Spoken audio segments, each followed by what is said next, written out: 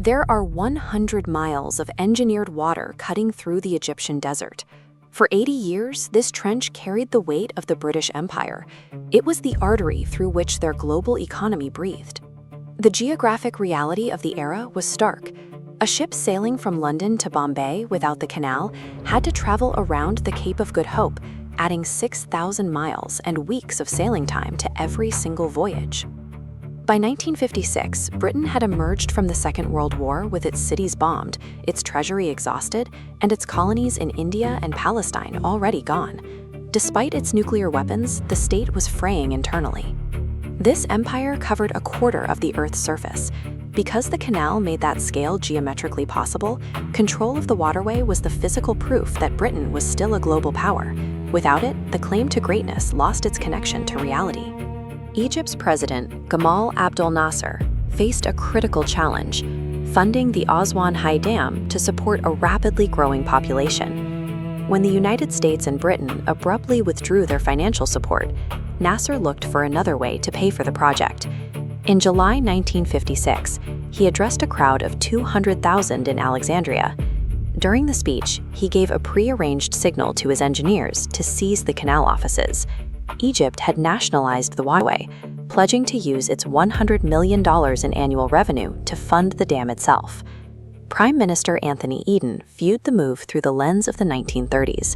He equated Nasser with fascist dictators he confronted before World War II. To Eden, the Egyptian leader was another Mussolini who had to be removed through force. This was a fatal strategic error.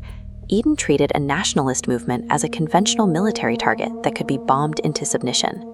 He failed to account for how the international community and his closest ally would react to a colonial war. The secret Sèvres Protocol was a masterpiece of conspiratorial logic.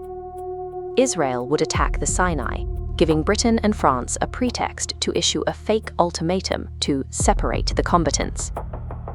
They would then land troops to protect the canal they intended to retake. On the ground, the operation was a success.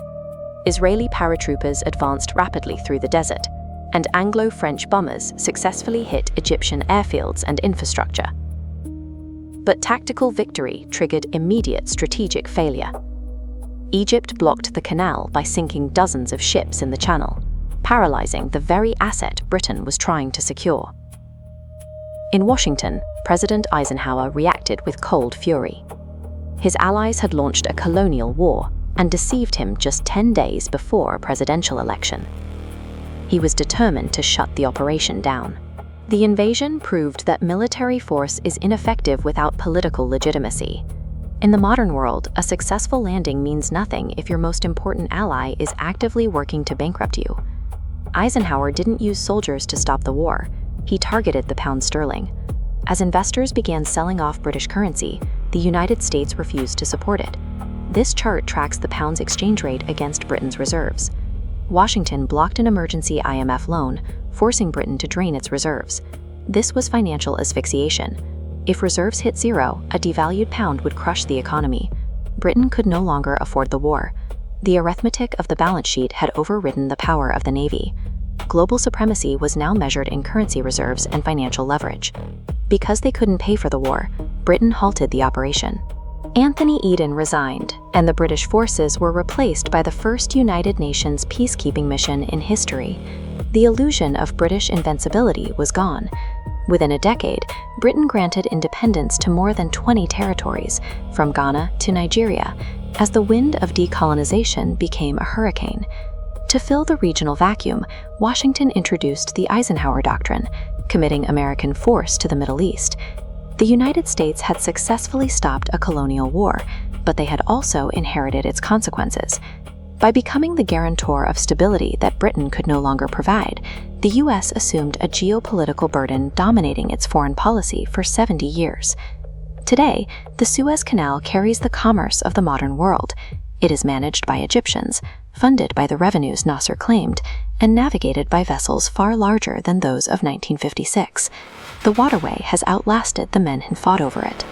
Eden, Nasser, and Eisenhower were all eventually outlasted by the 100 miles of water they once tried to control.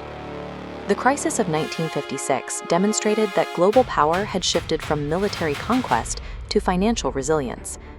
But the river of time remains indifferent to the empires that attempt to dam it. It simply finds another way to the sea.